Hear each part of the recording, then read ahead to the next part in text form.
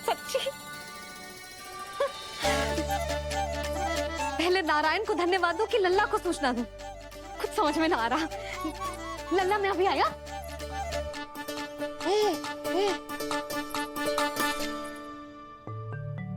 आपका बहुत बहुत धन्यवाद नारायण। अब शीघ्र ही मेरे लल्ला और उसके दाऊ को उनके नाम मिल जाएंगे, वो नाम जिससे वे पूरे संसार में पहचाने जाएंगे। अब लल्ला को बताती हूँ। लल्ला, तू जैसे ही 100 दिवस का हो जाएगा, तेरा और तेरे दाऊ का नामकरण हो जाएगा। हाँ हाँ, किंतु आपने तो बताओ ही ना, हम इन दोनों को मिलवा कब सकते हैं? क्या देख रहे हो, बताओ तो। यशोदा, पंडित जी ने कही कि दोनों भाइयों को मिलवाने के लिए कोई मुहूर्त की आवश्यकता ना है, तो हम चाहे तो इन्हें आज भी मिलवा सकते हैं। लल्ला सुनो तूने, तू आज ही अपने दाऊ से मिल सकते है। मैं अभी सारी तैयारियां करती हूँ। भव्य मिलन होगा गोकुल में, भव्य मिलन। कुंडली के अनुसार इन दोनों के 8 पुत्रों में से 2 जीवित बचे हैं। पहला तो रोहिणी पुत्र है, पर दूसरा कौन है? और वो कन्या कौन थी जिसे कंस ने मारा था? वासुदेव की कुंडली में अभी तक पुत्री योग बना ही नहीं है।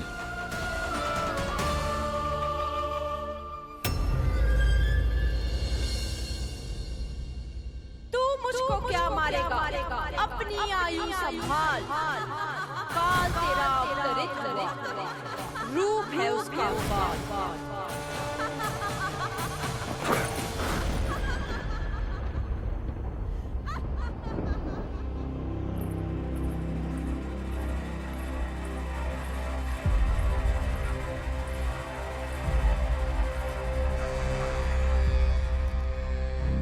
आधी रात को इस तरह से उठकर बैठे हुए हैं आप स्वामी। मैं ये तो नहीं जानती कि किस बुरे स्वप्न ने आपकी नींद छीन ली है, परंतु इतना अवश्य जानती हूँ कि जो सूचना ये गुप्तचर लेकर आया है, इसे सुनकर आप रात भर सो नहीं पाएंगे।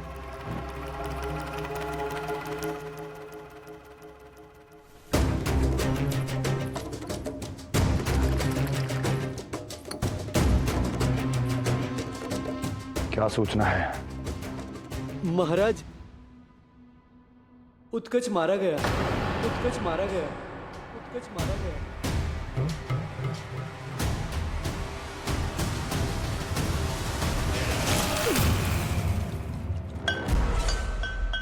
सूद बूद खो गए हो क्या अपनी? जो दिखता ही नहीं उसे मारा कैसे जा सकता है? इसने स्वयं देखा था महाराज। जिस शकट में समाकर शक्तासुर उस बालक को कुचलने वाला था, आपके शत्रु ने उसी शकट को चकनाचूर कर दिया।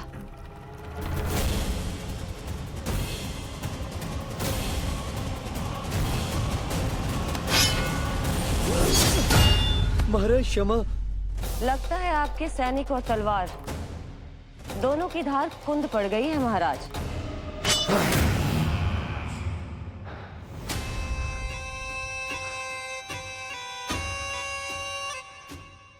इस तलवार की धार पर अब तभी विश्वास दृढ़ होगा जब ये उस बालक के रक्त से स्नान कर लेगी।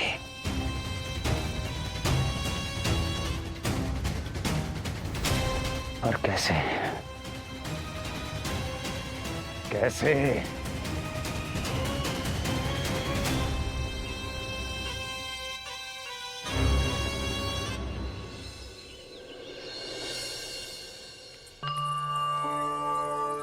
कैसी लगी तुझे दाऊ से मिलने की तैयारी? बहुत अच्छी है मैया, पर उससे भी अच्छी है वो प्रसन्नता जो इस मिलन के उत्साह में मुझे आपकी आंखों में दिख रही है।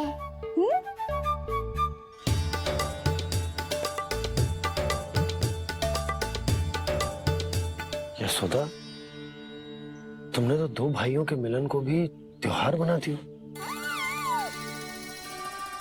हाँ तो जे किसी त्योहार से कम थोड़ी ना है। जे शुभ दिन दोनों भाई के मिलन को पूरा गांव देखेगो।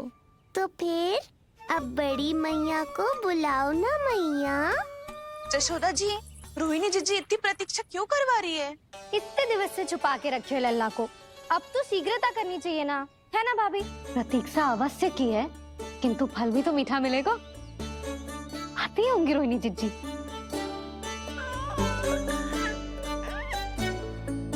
जीजी, कहीं उन्होंने अपना विचार तो ना बदल दियो?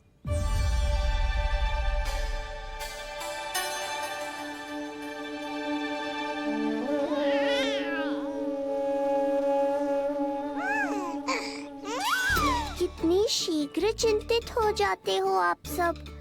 देखो आ रहे हैं वो। लाल छुपा रखने को विवश थी नियति की सताई, भूल के भय माज प्रभु की जग सम्मुख है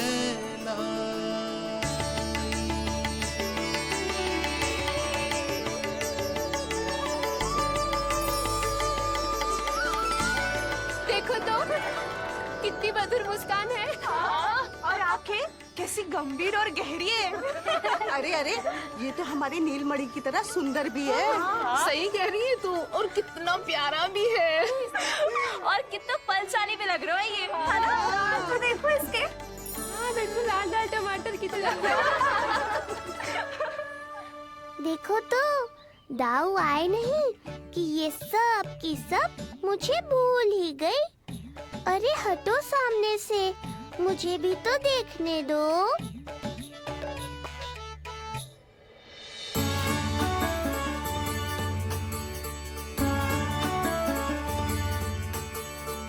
मैया सहायता करो ना।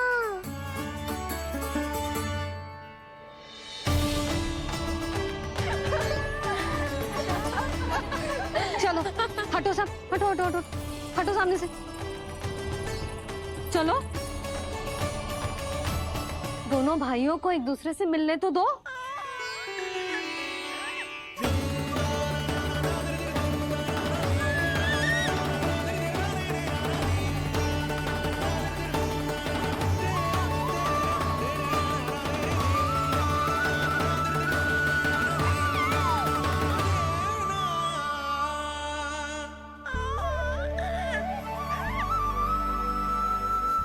चल लल्ला, चल आजा।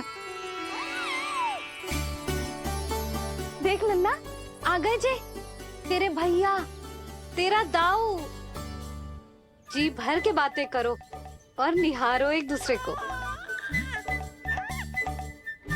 लाओ जिंजी, आजा। ये रहे तेरे दाऊ। आओ जिंजी।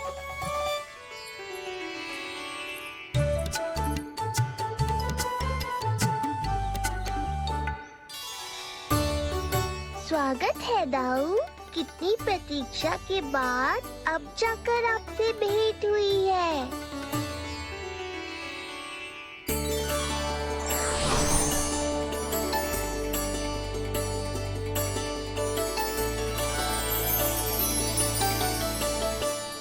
क्या हुआ दाऊ, मुझे पहचान नहीं पा रहे? कितनी देर लगाओगे दाऊ? अब तो पहचान लो, छोटा भाई हूँ आपका।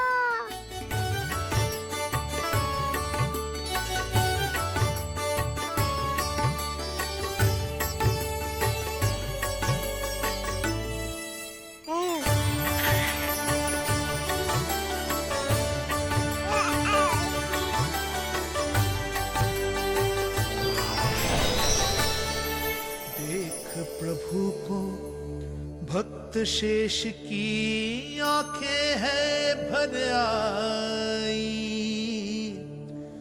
भावुक हरि भी निहारे की अब मिलन की बेल आई।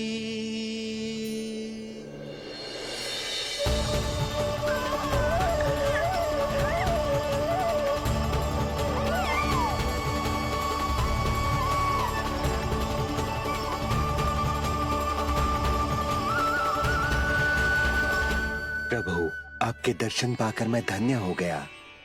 प्रभु नहीं, छोटा भाई पुकारो शेष। ये कैसे संभव है?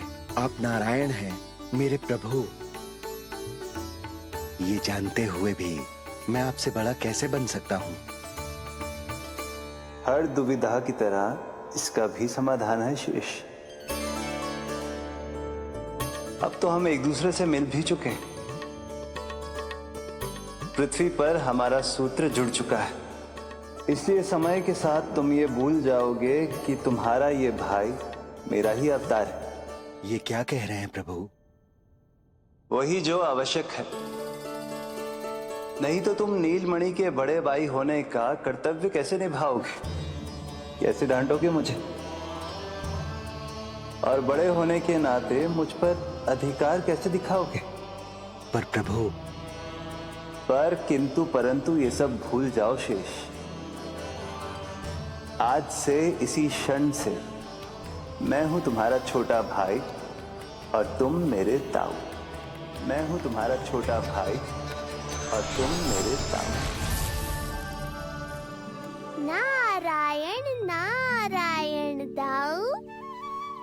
दोनों इतने सुंदर लग रहे हैं, मेरी तो दृष्टि भी ना हट रही इससे। कहीं मेरी ही दृष्टि ना लग जाएगी। ये तो प्रतिदिन की कथा है दाऊ। हे नारायण, मेरे कानों से तो अभी से रक्त निकलने लगा। आदत डाल लो दाऊ, अब तो सहना ही पड़ेगा। वो देख रहे हो, सुलक्षणा चाची सबसे अधिक चतुर यही है। केवल अधिक चतुर ही नहीं नीलमणि, बहुत अधिक सयानी भी है ये। बिल्कुल सही पहचाना दाऊ, पर आप चिंता मत करो, मैं हूँ ना, मैं संभाल लूंगा इन सबको।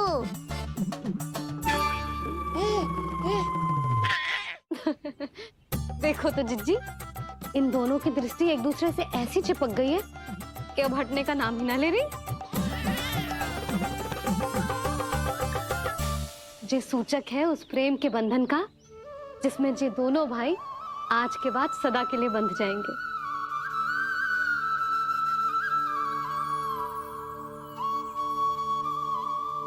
मुझसे भूल हो गई यशोदा, मैंने इन दोनों को पहले ही मिलवा देना चाहिए था।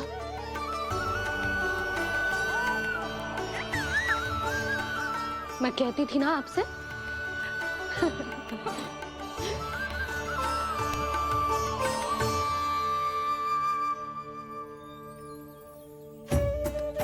आई मैं।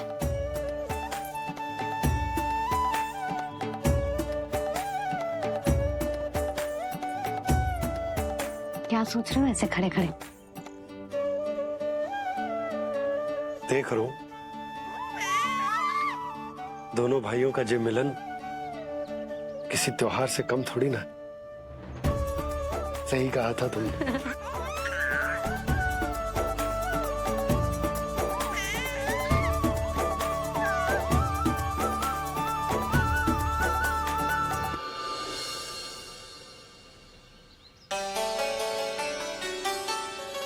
सुना ना तूने जो गोपिया क्या कह रही थी कि नीलमणि का दाऊ कितना बलशाली है। इसका तो यही अर्थ हुआ ना कि नीलमणि अपने दाऊ जितना बलशाली ना है। अब समझा मैया कि आज मुझसे इतना व्यायाम क्यों करवाया जा रहा है। पर मुझे पता है मेरा नीलमणि सबसे अधिक बलशाली है। हाँ। उज्जवल ने कही थी ना, नीलमणि ने यूं उड़ा दिया था काले कौवे को मथुरा की ओर। और उज्जवल ने तो ये भी कही थी कि नीलमणि ने अपने पांव से सकट पे प्रहार भी किया था। कैसे किया था प्रहार? ऐसे किया था। लग गई मैया को। कैसे किया था? फिर से बता कैसे किया था?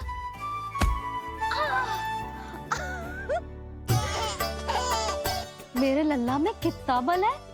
मैया को ही धकेल दियो पीछे। अच्छा ही है कि आप उज्जवल के कहे को गंभीरता से नहीं ले रही, नहीं तो आपका ये रूप मैं कैसे देख पाता मैया। फिर से बता कैसे मारा था? कैसे मारा था?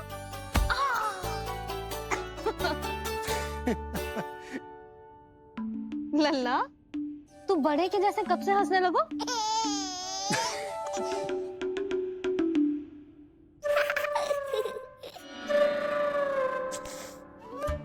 आप यहाँ क्या कर रहे हो? छुप छुप के मैया और लल्ला को खेलते हुए देखने के अतिरिक्त और कोई कार्य ना है आपके पास? कार्य तो है, पर यह अधिकार भी है कि मैं अपनी बड़ी सी पत्नी को अपने छोटे से लल्ला के साथ छोटे बालकों की तरह व्यवहार करते हुए देखूं। अब देख लियो ना, अब जाओ अपना कार्य करो। कार्य तो कर लूंगा, परंतु मेरा पेट मुझसे कह रहा है कि इसे भूख लगी। भूख लग गई? भोजन का समय होगा। अभी लगाती हूँ भोजन।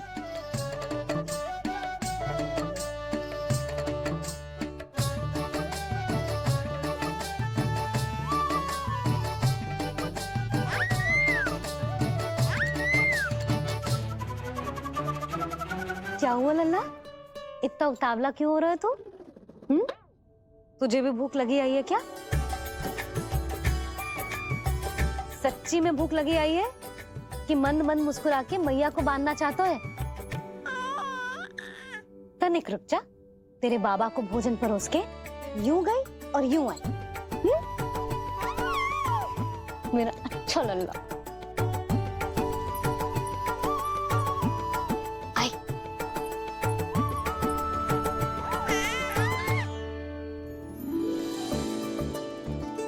आज केवल रोटी है खाने में?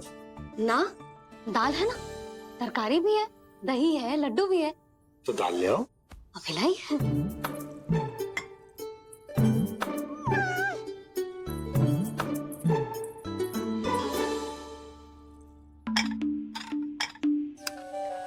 अवश्य भूख ही लगी होगी उसे।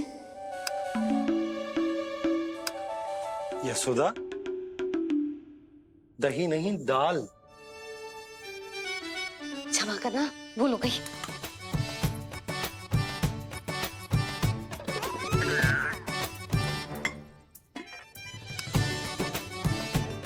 यशोदा, दाल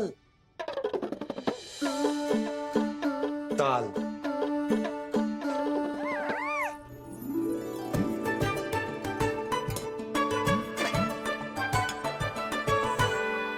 अब ऐसे क्या देख रहे हो? बोला ना भूल हो गई। सब मिला के खा लो, पेट में तो मिलना ही है। थोड़े चावल मिलेंगे? हाँ मिलेंगे, अवश्य मिलेंगे।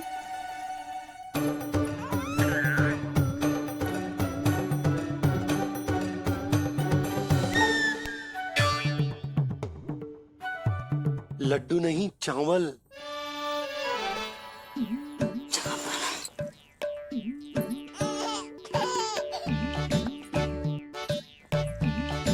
हंस क्या रहे हो जी?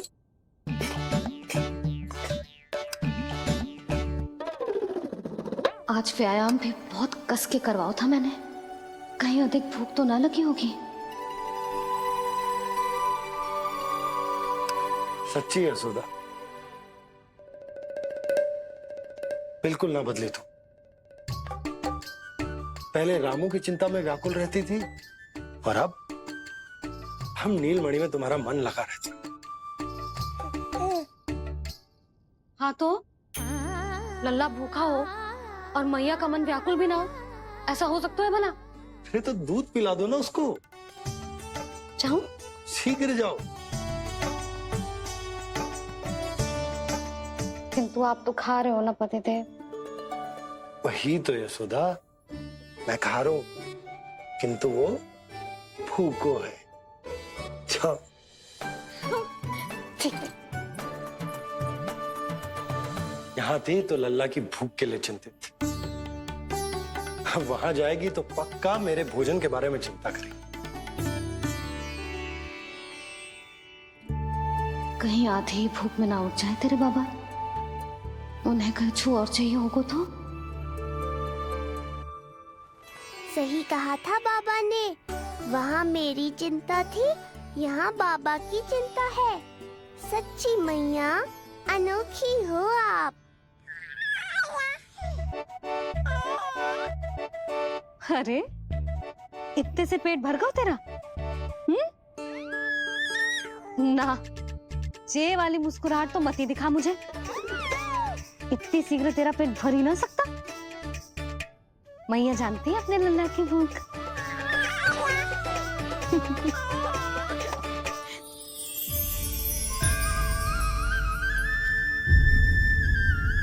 ये क्या है लल्ला? ये क्या था तेरे मुंह में? दिखा दिखा। ओहो, मैं तो भूल ही गया था कि मेरे भीतर ही तो सारी सृष्टि समाई हुई है। मैया ने उसकी झलक देख ली, अब क्या होगा? क्या हुआ यशोदा? सुनो जी, हमारे लल्ला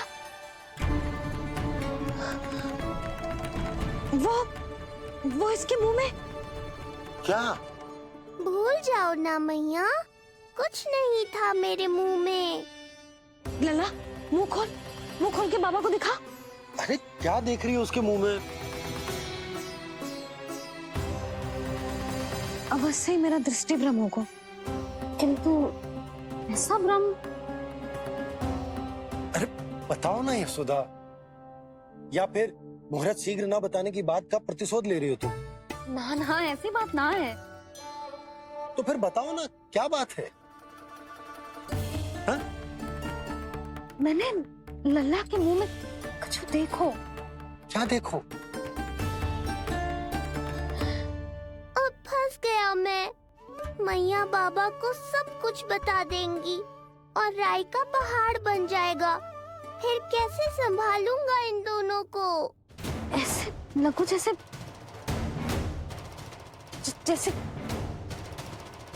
पूरा का पूरा ब्रह्मांड। ब्रह्मांड लल्ला के मुंह में। अच्छा, तुम मेरा मुंह देखो।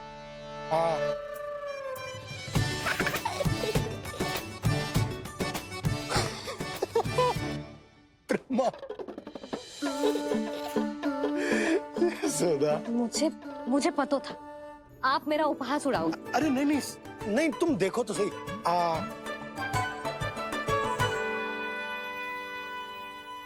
ब्रह्मांड ना सही, गोकुल तो दिखना चाहिए।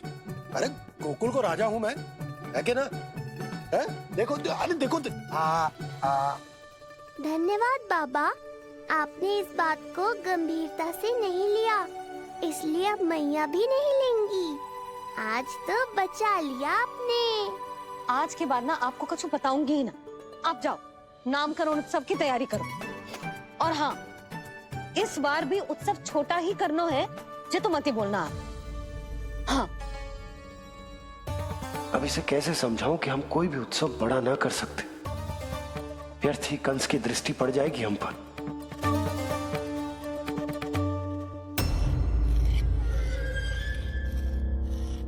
लगता है आपके सैनिक और तलवार दोनों की धार कुंद पड़ गई है महाराज। महाराज, मुझे भय था कि कहीं ऋषि गर्ग मुझे श्राप ना दे दे।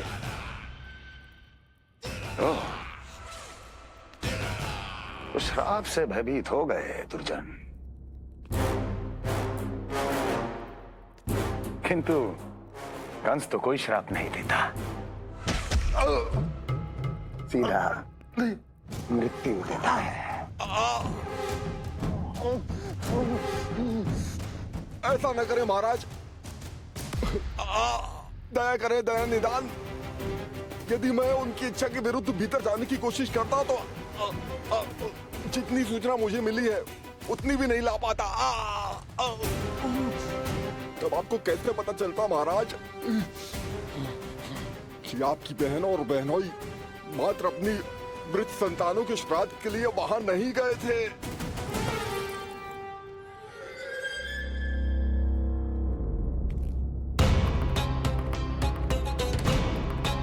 आगे बोलो।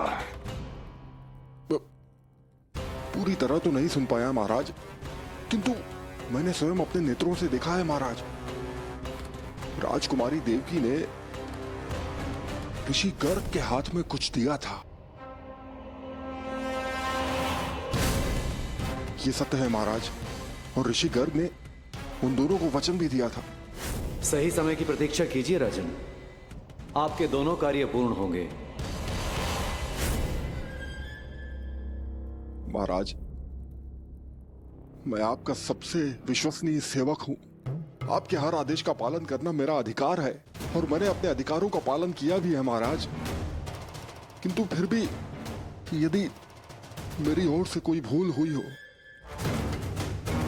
मुझे क्षमा करे दया निदान, मुझे क्षमा करे। इसका अर्थ है कि उत्कच सही कह रहा था। वो दोनों अवश्य ही कोई ना कोई षड्यंत्र रच रहे हैं मेरे विरुद्ध। समय आ गया है, अब मुझे किसी ऐसे की खोज करनी होगी जो उतना ही शक्तिशाली हो जितनी की मेरी ये तलवार।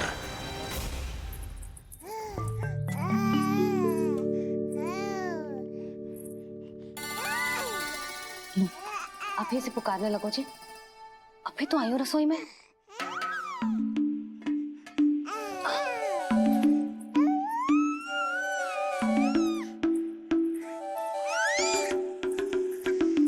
शीघ्र ही तुझे भी अपने बाबा का हाथ बटाना पड़ेगा, समझ रहे हो ना?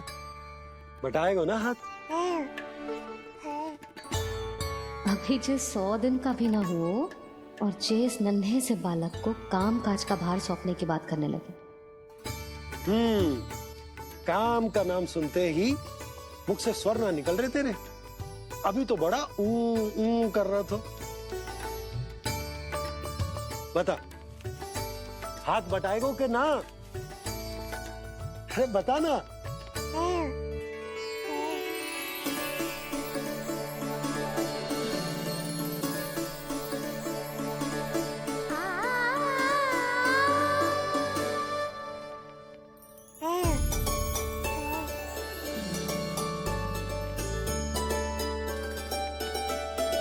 कल तू पूरा 100 दिन को हो जाएगा लल्ला। पंडित जी आएंगे, तुझे नया नाम मिलेगा। देखो तो मन में तो इनके भी कितना उत्साह भरो है, बस दृष्टि में मैं ही आती हूँ। और कल तुझे वो नाम मिलेगा लल्ला जिससे पूरा संसार तुझे पहचानेगा।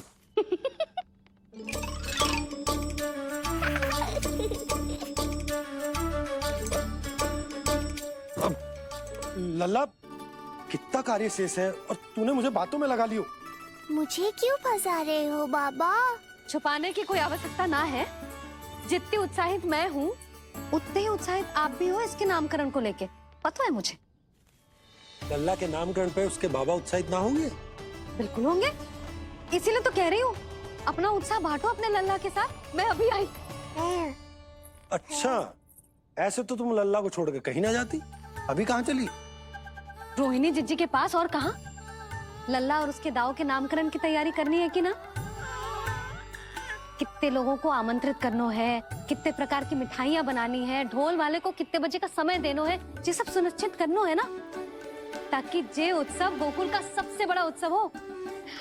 अरे सूची देनी है जिज्जी को।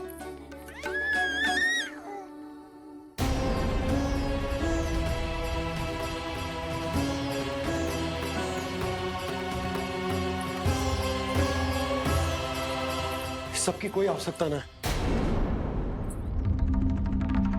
आवश्यकता ना है मतलब कहना क्या चाहते हो आप? मैं ये कहना चाहता हूं कि यशोदा, सत्य तो ये है कि हमें दुख में ना अत्यधिक दुखी होना चाहिए और ना सुख में अत्यधिक उत्साहित। प्रसन्नता कितनी भी क्यों ना, हमें उत्सव संयम से ही मनाना चाहिए। इतने वर्ष संयम ही तो रखा था ना नंद जी। ये समय संयम का ना आनंद से बावले हो जाने का है। यशोदा, हम आयोजन छोटा ही करेंगे। मैं कुछ सोच समझ कर ही तो कह रहा हूं। पर क्यों? मुझे भी तो समझाओ। हर बात समझाने की ना होती है यशोदा। अच्छा, पति पत्नी में भेद हो तो है? ठीक, मैं कोई भेद ना रखूं। जो भी अब तक मैंने तुम्हें ना बताया है वो सब बताऊं। ओहो, क्या कर रहे हो बाबा? कंस के बारे में कुछ बता मत देना मैया को। वो मंगला है ना, उसने आज शाम को ही बछड़ा दियो और भाद्रपद का मास लगभग बीतने को ही है, तो धीरे धीरे शरद ऋतु आ जाएगी, दूध की हानि भी कम हो जाएगी। हाँ? और वो सरजू है ना, उसको बैग जी ने पूरे पखवाड़े का विश्राम के लिए कहा है। क्यों? क्योंकि वो ठाट से गिर गए थे और गिरते समय उसे भीतरी चोट लग गई थी। अरे और... बस बस बस, ये सब मुझे क्यों बता रहे हो? इसका नामकरण से क्या संबंध? तुम्ही ने तो कही ना कि पति पत्नी के बीच में कोई भेद ना होता। तो मुझे जो भी बात पता है मैं तुम्हें बताऊंगा। कितनी समझदारी से बात बदल देते हो आप, और भोली भाली मैं आपकी बातों में आ जाती हूँ और इस सब में असली बात तो रह ही जाती है। किंतु आज बात मेरे लल्ला की है। उत्सव तो विशाल ही होगा और इस बारे में कछु और ना सुनूंगी मैं। आप लल्ला का ध्यान रखो, मैं जा रही हूँ रोहिणी जीजी के पास। यशोदा,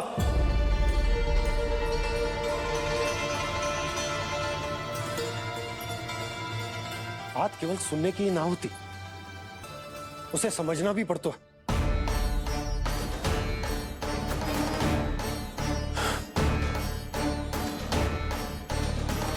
विश्वास है ना मुझ पर? मैं कुछ सोच समझ कर ही कर रहा हूँ ना। उत्सव तो छोटा ही होगा।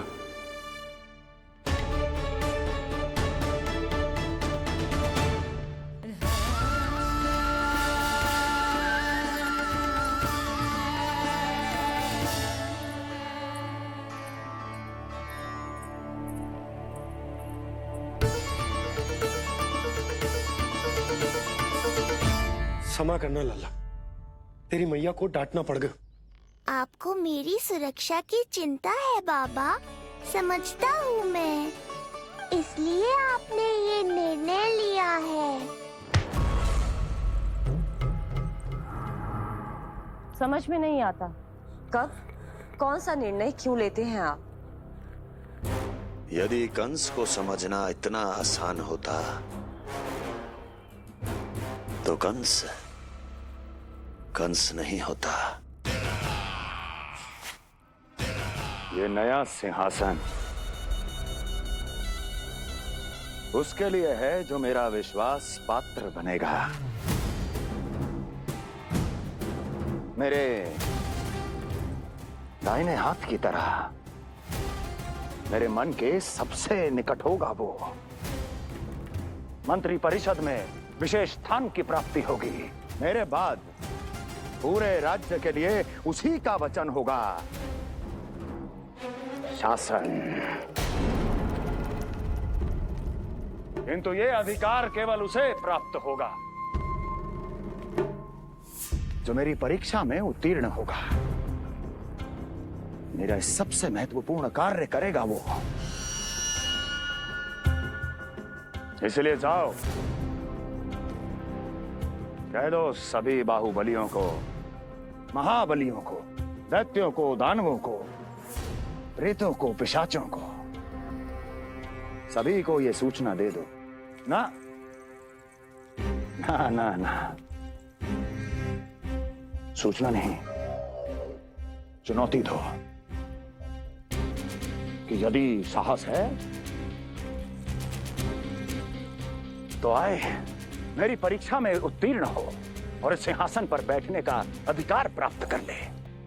जाओ। और हां, ये अवश्य कहना कि केवल वही आए जिनके हृदय में साहस का ज्वालामुखी धधकता हो, जिनकी तलवारें पर्वतों का सीना चीरने को व्याकुल हो, जिनकी संकल्प शक्ति इतनी दृढ़ हो कि मृत्यु से टक्कर ले लें। कायर नहीं चाहिए मुझे। जाओ। महाराज, आप जिसे भी ये विशेष पद देंगे, भविष्य में यदि वही हमारे शीश पर बैठ गया तो क्या करेंगे आप? पहले ऐसा कोई योद्धा सामने तो आए अस्ति,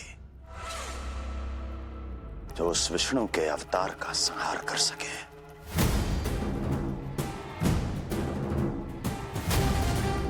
और जहां तक प्रश्न है हमारे शीश पर बैठने का, तो स्मरण रखो अस्ति,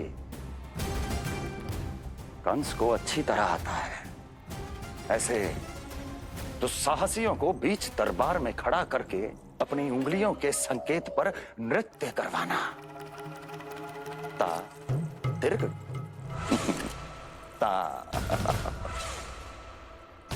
और अपना कार्य सिद्ध होने के बाद उनके तन से उनके शीश को उतारना। कंस को भलीभांति आता है।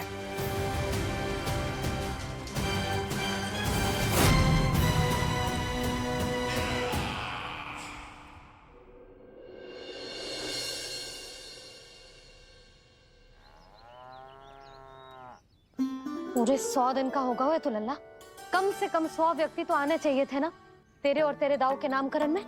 हाँ, अब तुम मुस्कुरा क्या रहो है? तू ही बता, जे भवन देख के लग रहा है कि यहाँ कोई उत्सव है?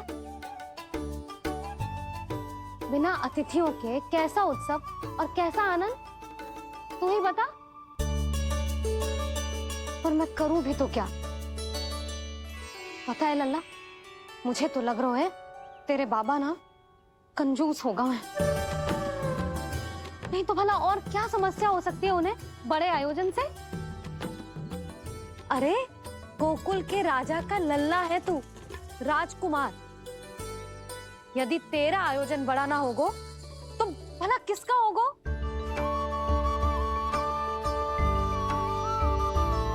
मेरी ही भूल है, मैं भोली हूं, इसीलिए व्यर्थ में तेरे बाबा की बातों में आ गई।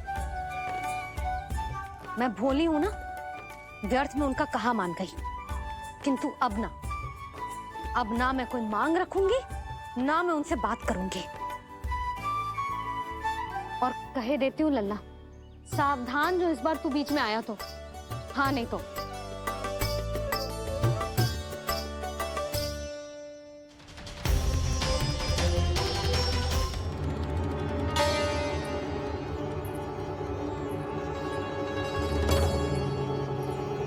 क्या होगा?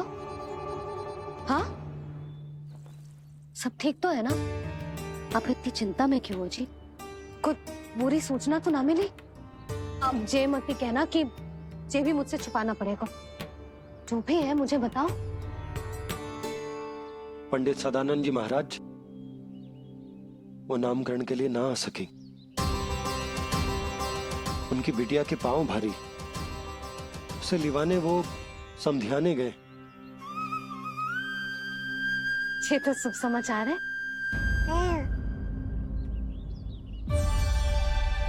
किंतु मेरे लल्ला का नामकरण अब वो सही मुहूर्त पे कैसे होगा? वही तो समझ ना आ रहा। ऐसे मन छोटा करने की आवश्यकता नहीं है मैया बाबा।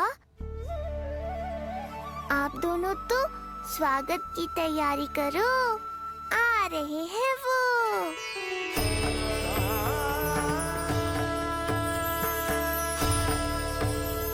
लो, आ गए वो जिनकी मुझे प्रतीक्षा थी। आप दोनों व्यर्थ ही चिंता कर रहे थे।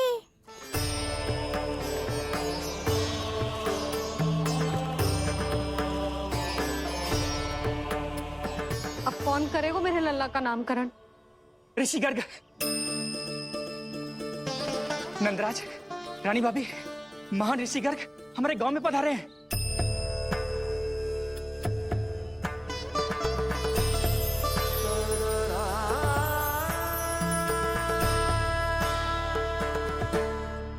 ऋषि कर गोकुल में? हाँ नंदराज, और कह रहे थे उन्हें यादव राज वासुदेव जी ने भेजो है रानी जी के पास। अरे तो तुम लोग खड़े खड़े क्या देख रहे हो? जाओ उनके सत्कार की तैयारी करो। जी यशोदा, उनके स्वागत की तैयारी करो। सुनो जी, वो तो यादवों के कुलगुरु है ना, रोहिणी जीजी के यहाँ आए हैं, हमारे यहाँ आएंगे। आप देखती जाओ मैया, वो सीधे हमारे घर ही आएंगे।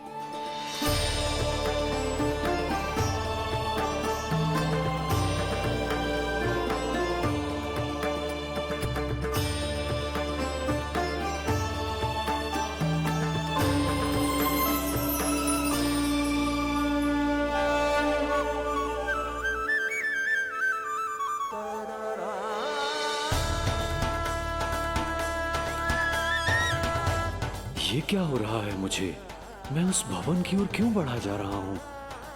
क्योंकि आपके यहाँ आने से ही मेरी मैया बाबा की चिंता समाप्त होगी ऋषिवर। ये बात तो मैं न जानता, परंतु मुझे जाकर उनको स्वागत करना चाहिए।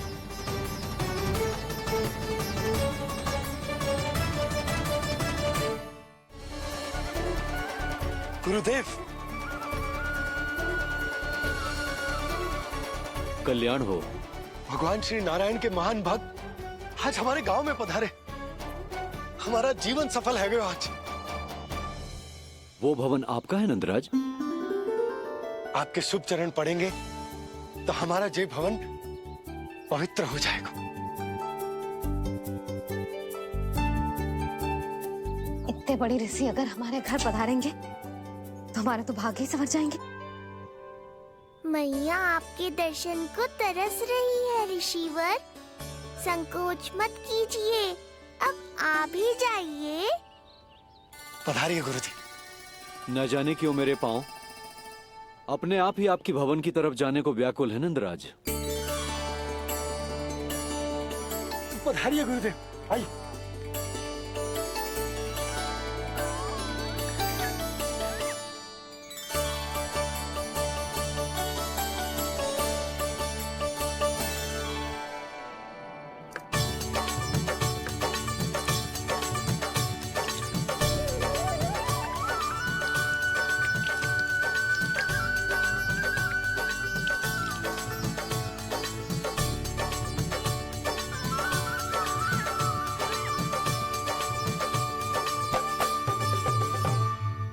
कल्याण हो। पधारिए।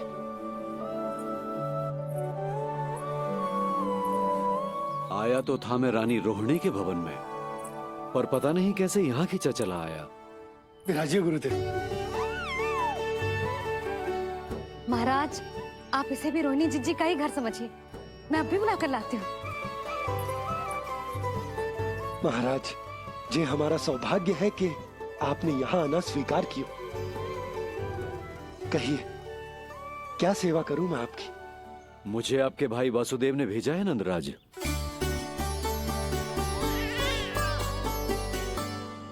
प्रणाम गुरुदेव। स्वामी जी ने आपसे इतनी दूर आने का आग्रह किया है, अवश्य ही कोई बड़ा कारण होगा। कारण तो है, आपके पुत्र का नामकरण करने आया हूं मैं यहाँ।